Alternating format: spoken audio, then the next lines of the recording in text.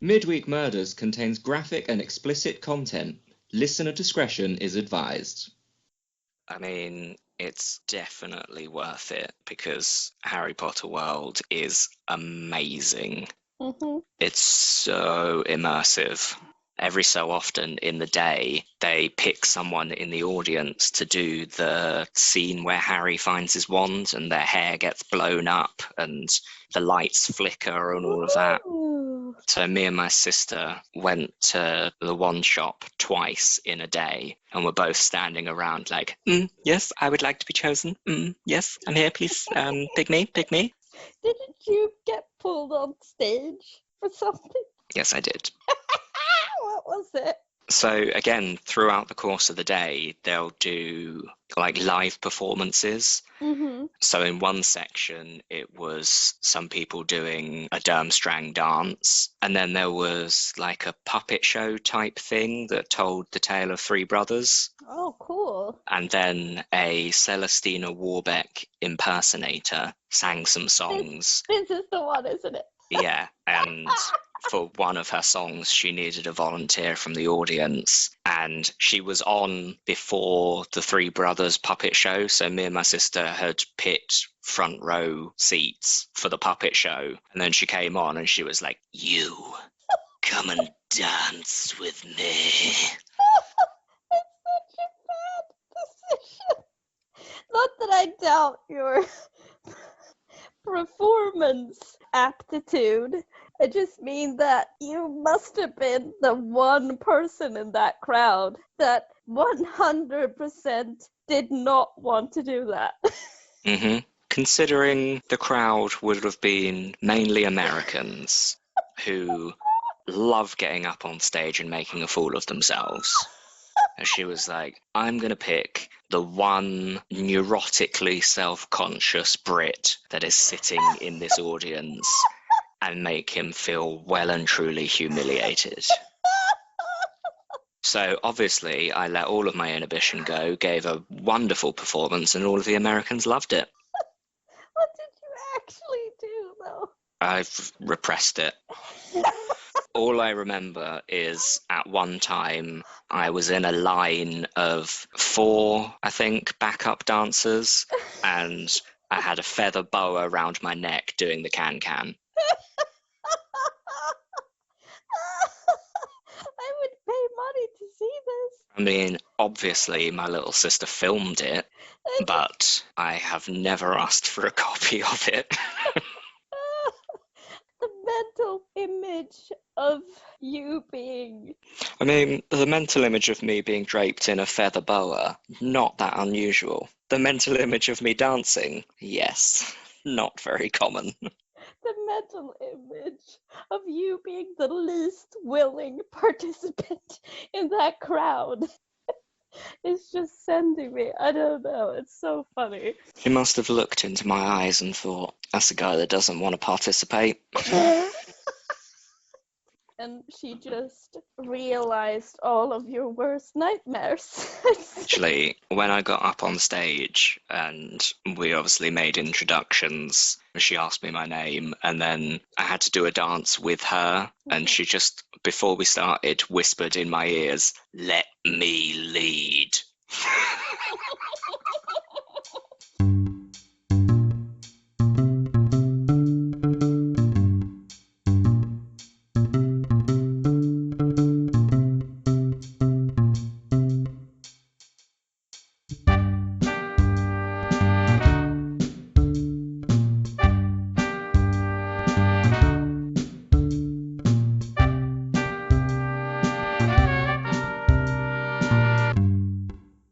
It's Wednesday, which means that it's time to talk about crime. You're listening to Midweek Murders, and I'm your host, Sandra. Sandra!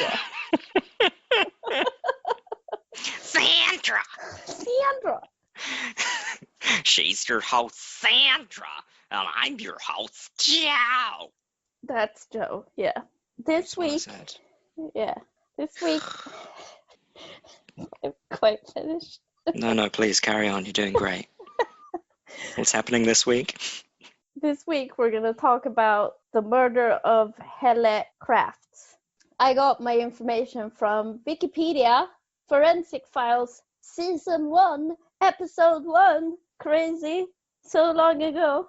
And Forensic Files Now, a blog, and murderpedia.org. Ooh la la.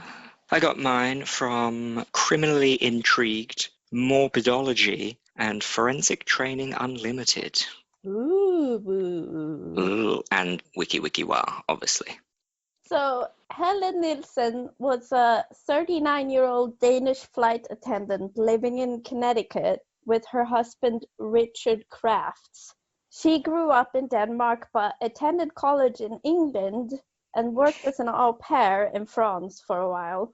So she spoke like French, English, Danish obviously, and like understood other languages such as German, Swedish, Norwegian, although we're all close to each other, but you know. So she was quite bright. She was described as a very warm person and was well liked by all who came across her, which I feel like I do believe that, but also it is like how everyone is described after they die, I guess. Oh, I wouldn't be described that way. No, you wouldn't.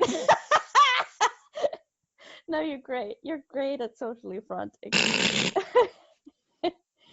The couple had 3 children, and Helle met her husband in Miami in 1969 when she was training to be a flight attendant for Pan Am, and Richard was training to be a pilot. Helle had been one of 8 people chosen by Pan Am to begin training out of 200 applicants. And I don't know how well versed you are in like airline history. I'm not, but I'm just gonna say that it was a very highly sought after job because it was very prestigious. After Helle had been taking care of their children for a couple of years, she returned to her work, and the couple's combined income put them in the top 5% of wage earners in America in the 1980s, which is crazy. Isn't that crazy? Well, he was a pilot, wasn't he? Pilots have always been well paid. Yeah, especially because I think they're still quite well paid, and nowadays they don't actually have to do a lot. No, other than take off and land, that's pretty much it. Yeah, it's quite a cushy job. It's quite nice. Maybe I should be a pilot. It's a lot of training. Yeah, like years? Yeah, and I don't think you've got the eyesight for it, unfortunately. Probably not. Did you know that a lot of people, you probably know this, a lot of people on their spare time do like flights, but as a computer game? So they do exactly what they do in flights, and then they just sit out the hours when they fly, and then they land.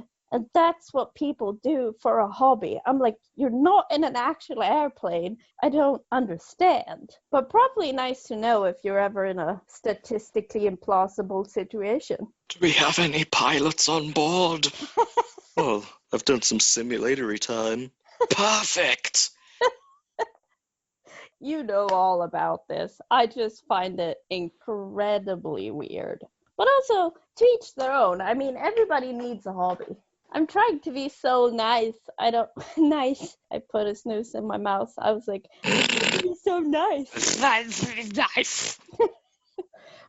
I just feel like I'm not actually like this. I'm presenting myself in a false narrative.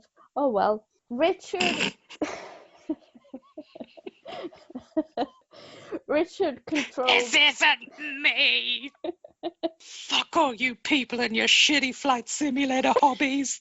Actually, I don't understand it, okay? You fucking nerds. Get a real job. Richard controlled all of their money and spent a lot of it on his hobby, which was collecting guns and other useless shit. Wow, well, I know what the description of this episode's going to be. Sandra shits on people's hobbies. Yeah, I really... You like collecting stuff? Well, that's a stupid thing to do.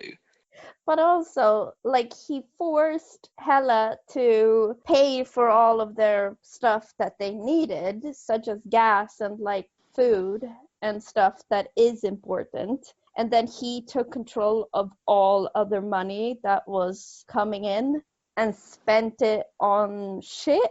And also he went away a lot and like slept with other women, paid them money, bought them shit, bought himself shit. He didn't put one dime into that family. So I was like, fuck this Richard. Or maybe we should call him the Dick.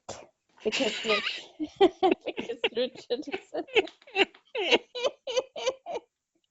Oh god. This is also funny. And in Connecticut, Richard was working part-time as a volunteer police officer. He often spent his free time at the police station, and he would respond to 911 calls without authorization. He also bought a car that was the same make as the police cars. There was a note about what kind of make it was, but I was like, I don't know. So I'm Cars. Cars, all the same to me. And spent his own money, and then I put in parentheses, and Hellish, on fitting the car with radios and sirens so that it would look like a police car, but it wasn't actually a police car. This weirdo was described by people who worked with him as nice but introverted, and then I put in all caps, quiet people aren't automatically nice. That's a life lesson. That I do not subscribe to. Do you not? Of course you do. Nope, quiet people are always nice. Nah. No, you're just trying to wind me up. I won't be wound up. Is that a real word? Wound? Yeah. Yeah? Yeah. I was like, it is. I did it! I Englished! I did the English. Helle's friends had noticed bruising on her face several times, and she had told her friends that if something happens to me, don't think that it was an accident. She had been aware of Richard's affairs with other women for a while, but decided to hire a private investigator in 1986 to obtain proof of this. This wasn't actually said in any of the articles, but I'm guessing it was because of the divorce. That would make sense, yeah. Yeah, I think so, because people said like, oh, she recently discovered, but then other sources said she knew because he was away for most of the year, just out and about doing his other stuff, and she knew that this was a thing. I mean, it's probably a bad idea to use as an excuse that you're out flying with someone who also works in the aviation industry. Because, you know, they're going to know all of the rules and regulations about how often you're allowed to fly. Yeah, I think so, because he was definitely not out flying. He did go to, like, gun conventions and stuff like that, but I think he also went away on trips and shit, and she kind of knew that, so. The private investigator she hired was a guy named Keith Mayo, a former Connecticut coleslaw. No, I'm just kidding. A former Connecticut police officer who managed to catch Richard in the act of kissing another woman on camera. Helle also met with a divorce attorney and told her friends and family about this. So they all knew, like her colleagues on the airplane and her friends and her mother knew that she was filing for a divorce. She also told her divorce attorney, who was interviewed in the Forensic Files episode, about, like, if I disappear, Richard had something to do with it. She was also scared of him because he was a pilot for a mission for the CIA, and he had told her that he could track her everywhere. So she was afraid of him at this point, probably way before that as well.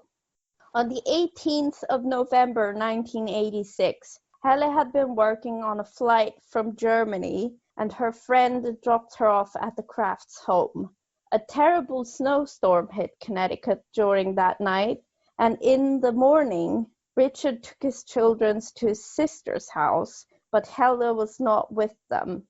When people wanted to get in contact with her, Richard gave a multitude of stories about where Helle was, such as she was visiting her mother in Denmark, or she was on the Canary Islands with a friend. To some inquests, he simply answered that he didn't know where she was. When Helle failed to show up for work on the 1st of December and hadn't called in sick, her colleagues reported her missing. Keith Mayo, the PI, had tried to get the local police to look into Helle's disappearance, but they refused to. As a side note, this is where he worked as a part-time wannabe police officer. Thought he worked part-time as a waitress in a cocktail bar. So he really tried to be like, no, she's disappeared, and they did nothing. And then he got like her friends, or maybe her friends did it on their own volition, but they called in like several times to the police, and they were like, meh, did nothing.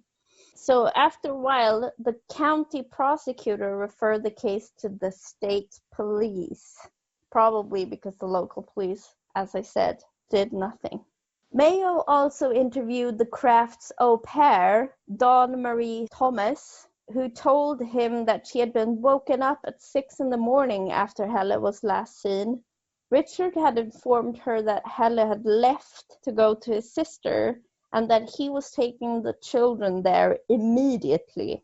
The au pair had found this strange, as driving in a snowstorm would be stupid, but Richard put everyone in the car and drove them to his sister's house. But Helle wasn't there, even though Richard had said that Helle left earlier, as I said. When Richard came to pick them up at 7 p.m., she still hadn't seen Helle. Dawn had asked Richard where Helle was, and at first he had just answered, I don't know. She also told Mayo that there had been a dark spot on the carpet in the couple's bedroom, but shortly after she saw this dark spot, pieces of the carpet were missing. And when she asked Richard about this, he said that he had spilled kerosene on it. I had to Google what kerosene was. Is it oil? It's like a cruder form of petrol or gas. Okay. But I'd like to interject at this point, although he may have been working with the CIA and police and Air Force and private pilot and blah, blah, blah, blah, blah, he obviously wasn't a particularly intelligent man. You've got a suspicious stain on your carpet, so the first thing that you come up with is to blame it on a liquid that is, 1, clear, and 2, does not leave stains. Oh, I didn't know. Kerosene will not leave a stain. It will stink, and you'll be able to smell it, because it's like going to a petrol station and pouring petrol on the floor. Mm-hmm. But it will not stain. Maybe he thought that she didn't see the stain. I mean, it's even more questionable given that in that house they had kerosene-fueled heaters. Oh. So everyone should be familiar in that household with kerosene. Yeah. And it was like, oh, it's not blood, it's kerosene. That is fucking stupid. I think that this man had a severe case of narcissism. Of course he did. It's the go-to diagnosis. But it is because it's quite common, isn't it? I mean, given how many narcissists we've come across doing this podcast, I would say yes. Yeah. So Keith Mayo suspected there might be blood on the missing pieces of carpet, and he took things into his own hands. Oh, that's going to introduce some contradictory evidence. I hope he wore gloves. That was a forensics joke. You're welcome. I didn't get it at first, but then I was like, yeah, that's funny. It's for the support. He took things into his own hands and recruited a couple of friends or colleagues or something of that sort, I don't know actually, to help him search the Canterbury dump, where he figured out that the Crafts' trash was ending up for the missing pieces of carpet. And this is quite funny because I read this whole thing about what he did to figure that out. Like, he rode with a trash truck driver, and I was like, yeah, A for effort. I mean, he could have just emailed the council. This is in the 80s, so... Okay, he could have gone to the library then. He could have faxed them. He probably could have done, actually. Been like, what's the landfill for this route? And they would have been like, blah, blah, blah. He could have probably called them. Maybe Oh, no he one did. does that. Especially not you. Emails for the win. So they eventually found some pieces of carpet that looked very similar or almost the exact same to the carpet in the Crafts' bedroom and sent these away for testing. I just say I take umbrage to the phrase almost the exact same. Yeah, no, I know. I think that was actually a quote from one of my sources. I'm gonna guess they said that it kind of looks like it. Close enough to warrant sending off. Yeah, they had probably searched for hours and they were like, oh, piece of carpet must be the That'll one. do. He tried. More than the Popo did. Yeah, I'm not trying to piss on his parade, but I'm like, might not have been the same carpet. Because of Mayo's investigating, though, they managed to get Helle's disappearance noticed by the press. So almost a month after Helle had been reported missing, Richard was away with the children, and the police searched the Crafts' home. They found a blood smear on the side of the bed, and this might have been on a comforter or not. I'm not sure. I only found that it was on the side of the bed. Okay. And a large freezer was missing from the garage. After digging through Richard's credit card records, they noticed that Richard had rented a commercial wood chipper in the days around when Helle had disappeared. I couldn't find an exact date on that, but it was during the disappearance. There was also a receipt for a chainsaw, and this will become pertinent soon. As the press started covering the case, a snowplow driver named Joe Hine contacted the police as he had seen a man driving a truck with a wood chipper strapped to it, only hours after Helle was last seen.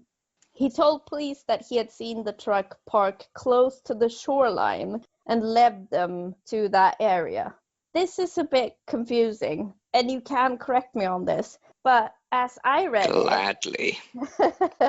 as I read it, at this location, the police found the crown of a tooth, a letter addressed to Helle, a fingernail covered in red nail polish, and I think that might have been a bit of a finger as well, with a fingernail on it, bone chips, 2,660 bleached blonde human hairs, and O-type blood, the same type as Helle's. In the water, they retrieved parts of a chainsaw, which was where some of the hairs came from, as I understand it.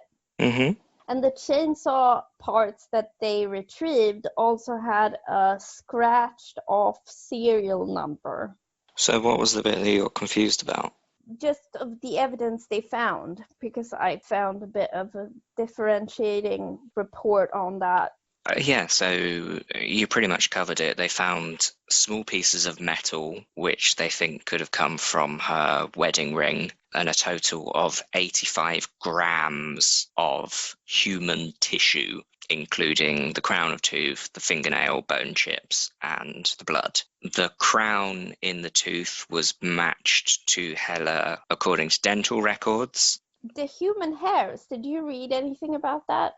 Only that they matched it. Oh no, they couldn't match it, obviously, because there was no body. Yeah, but they matched it microscopically to hair that they found in her hairbrush. But I'm like, how closely can you match hairs microscopically? It's surprising how much detail you can get from hairs and fibers microscopically. So if they had a reference of her hair from a hairbrush, they would have been able to almost conclusively be able to match it to that of what came off. It helps that she dyed her hair, because obviously when your roots start coming through, will be at a different point for different people depending on the rate of their hair growth and when they had their hair bleached or dyed or whatever. So if they can determine at what stage of the hair it was bleached and compare that between reference and sample, then you can pretty much conclusively match also the condition of the hair.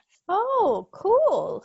You can get quite a lot of detail from a microscope examination of hair. Okay. And a lot of fibre analysis is just done with a microscope visually. So they'll look at what type of fibre it is and whether it's a match to any known source. So I don't find it hard to believe they matched it. Okay. Little known fact for your listeners. I don't know if this is little known, but almost all adults in Scandinavia, all blonde adults, are dyed blonde. We're not actually blonde. We're like a mousy brown blonde. The blondes of us. Except in the summer or if we move to a more sunny country. Welcome to the UK, bitches. But this is very common for almost all blonde adults in Scandinavia. But I was going to say that speaking of fiber analysis, I think they also found a lot of blue fiber, which they said was probably from Helle's favorite night shirt or nightgown. I'm not sure. Yeah, the source of that, everything I read conflicted. It was either underwear, nightwear, clothing, so I couldn't find anything conclusive, but there was definitely scraps of fibre that they found. Yeah. It could have been a bed sheet. Did you say that? Yeah, he had receipts for a sheet, a comforter, I think we call that a duvet in the UK, as well as the chainsaw and the rental of the wood chipper. And in terms of the nail polish, it becomes significant because they also seized Helle's nail polish in the house. So then they would have been able to, again, do a cross-reference of the source material compared to the evidence that they found, without going into too much scientific detail because they're very complicated techniques. They could have used a technique called FTIR, which is Fourier Transform Infrared Spectroscopy. Try saying that when you've had 4 bottles of wine. Which basically looks at how much light is absorbed in your sample material at multiple different wavelengths. And obviously that will be very specific to the structure and the topography and the colour of, in this case, nail polish, but you can use it for paint. It's very commonly used in paint analysis for things like road traffic accidents. So if you find a paint chip recovered on the scene, you can match it to the make and model of car that it came from. Really? Yeah. I'm not sure when FTIR came in and whether this case was too early for it or whether they had to do the FT, the Fourier transform, is a very, very long calculation that nowadays is done by a computer, but they used to have to do it manually. And good Lord, I feel sorry for them people because I had to do it at university and Jesus Christ. It's not fun. So they could have done it through microscopy and looked at the topography, so basically the surface pattern that the nail polish would have given, which would then they'd be able to match because certain nail polishes use different amounts of primers and things to basically make it from a liquid in the bottle to dry into a solid on your nail. Oh, cool. I didn't know that. Well, I should have known, but I didn't realize it was that specific. I mean, FTIR now will be able to give you a 100% match on a known sample versus a seized sample. So if they were to look at it now and found that fingernail and the source nail polish, they would be able to say definitively, yes, this is exactly the same nail polish from the bottle that is on the finger. Yeah, I did find some things about the chainsaw. As I said, the serial number was scratched off, and they said that they could conclusively link it to, what was it, maybe an insurance thing? That Richard the Dick Clarks had sent in for that particular chainsaw. So, firstly, my question to you, Dick Crafts, why would you bother insuring a chainsaw that you're just going to chop up your wife with and then dump it in a lake? Yeah, that's weird. Again, we'll hark back to the point of him maybe not having so many street smarts. Second of all, they actually got one of the leading forensic scientists in the country to investigate this case. Yeah. And I think he managed to partially recover the serial number, Yeah. which they linked back to the insurance document. Wait, Henry Lee was... Yes, Dr. Henry Lee. I think that he did a lot of work during this case, because some people would have just thrown it out because they couldn't find a body. Yes, so this was the first case that was ever convicted for murder without a body being present. So I think In Connecticut, I think. Yes, yeah. Yeah. So I think a lot of either forensic examiners or prosecutors, if it got to trial, wouldn't have put in the amount of effort that Dr. Lee did in trying to make a conviction because there was so little evidence to go with. And that was actually a basis of Dick's appeal. So he appealed to the Supreme Court in that he was convicted on circumstantial evidence, which he was, because there's no body to match it to. It's circumstantial evidence because they couldn't link it to Helle. Yeah, although I would say, and this is factually incorrect, but I would say that the letter that they found addressed to Helle, and his credit card records, buying a wood chipper, and then her hair being in the wood chipper, I would say that that's more than circumstantial. I get that it's not factually.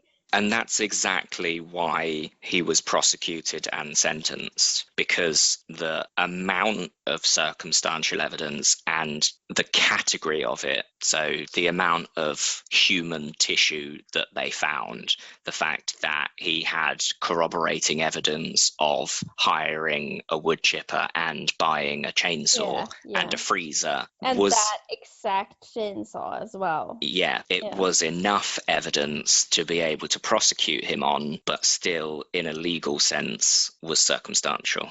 Yeah, I get it, but I just found it a bit crazy. Yeah, it's a good thing that they were willing to accept it and prosecute him on it, apart from one juror, the little shitbag. Yeah, we'll get to it now, the one juror. So Richard was sentenced to 50 years in prison on his second trial in 1989, as the first ended with hung jury. And that's the thing. I think one of the jurors walked out and refused to go back in or something like that. Yeah, so I think on the 12th day of deliberation or something crazy like that, the one juror couldn't convince anybody else on the jury and wouldn't change his mind. Yeah. So it had to be labelled as a mistrial and be retried with a new jury. Which is a bit crazy, because I think I read in one of my sources that this juror was 100% convinced that he was innocent, because Helle was a polyglot and could have just disappeared. He was like, I don't think Helle Crafts is dead. Mm-hmm. We're assuming this is a he. No, it is a he. It is a he, yeah. Mm-hmm. He was like, I prayed to God. I'm convinced that he's innocent. I'm like, that is not proof. That is an opinion. It is not evidence. That's crazy to me. The entire jury for that first trial was so methodically searched for because of the media attention that the case got. Anybody who was familiar with the case wasn't allowed to sit on the jury. So they went through rounds and rounds and hours of interviewing jurors to be able to find people to sit on the jury. Mm-hmm. And then this guy was one of the people that was lucky enough to get chosen. And he's a God-bothering idiot. Mm-hmm. Who was like, no, I prayed to the Lord, and the Lord told me that because she speaks multiple languages, she could have just flown off anywhere, as is befitting of her career. Yeah, it's crazy. No, there's bits of her that was found by a lake, you fucking moron. Yeah, and that, to me, even though it's not conclusive, I would say that it's beyond reasonable doubt. I would have convicted him. Yeah, and also his sister did support. Well, she tried against him, didn't she? Yeah. Yeah, I think did support him getting a life sentence because she was like, nah, I think he did it. And also, I think she said that his son was afraid of him. I read that too, yeah. If his own sister is like, no, this guy is guilty, and then that one random juror is like, no, I just don't believe it. I'm like, fuck you. Fuck you. If I ever get picked for jury duty, then I know the person's guilty. I think that you and I are never going to be able to sit in a jury because we're disqualified for having this podcast, I think. Oh, what? I thought you were anonymous, so I don't know. I want to get paid for doing nothing. Did I tell you about the time that my old flatmate had to do jury duty? No. Yeah, he got called up for jury duty, and after 3 days, I think, the case got thrown out. And the case was Police Officer A accuses Police Officer B of stealing his flashlight. This was a case that went to trial in front of a jury. And you know why it got thrown out? No. Police Officer A could not prove that the flashlight found in Police Officer B's possession was Police Officer A's because they're standard issue flashlights. I'm sorry, but that sounds What like the fuck? a dream society kind of case. Like, when you first said something about this story, I was like, oh my god, it's gonna be so bad. Oh my god, he did something, the other police officer did something really bad, and then they're trying to cover it up. And it's a fucking flashlight! Standard issue. They're all identical. That's- He had no way to prove that it was his torch. Just ask for another one. Fucking hell. What a waste of taxpayer money. If that was the thing that police officers went to trial for, that would be a dream society. A utopia. That's funny. Kind of gives me hope about the British police force, even though I know that hope is misplaced. It felt like, oh my god, that's so nice. If that's the kind of story that reinforces your faith in the UK judicial system, where the fuck was your faith before that story? In the gutter. Yeah, you know. And now it's risen so high that it's just perching on the curb, just above the gutter, waiting for the next rainfall to push it back in. With one finger clutching on the edge. Oh clinging on for dear life.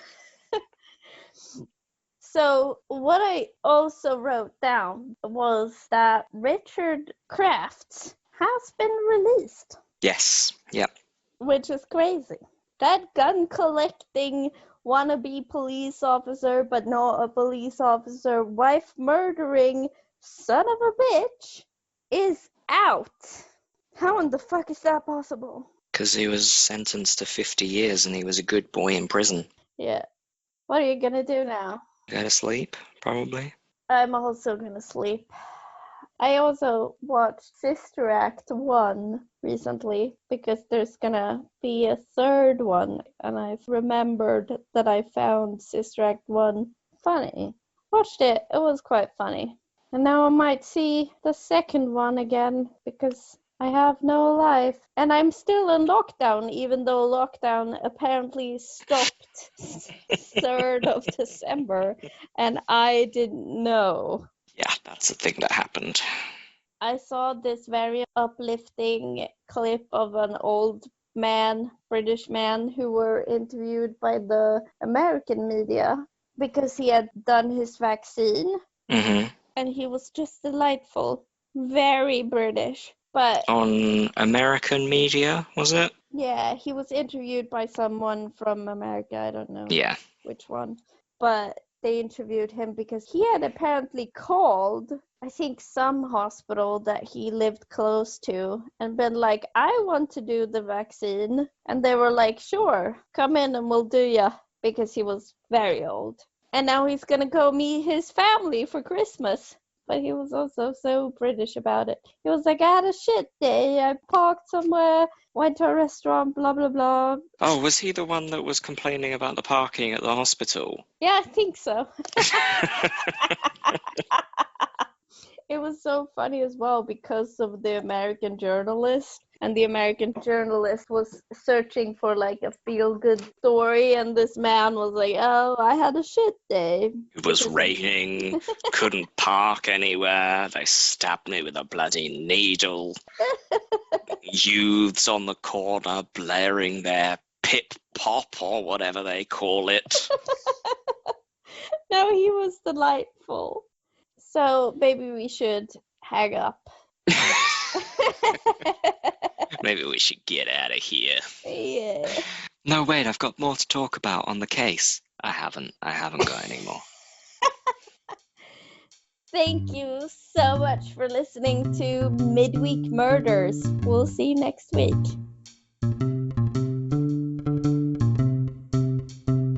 Ciao, ciao. Bye-bye.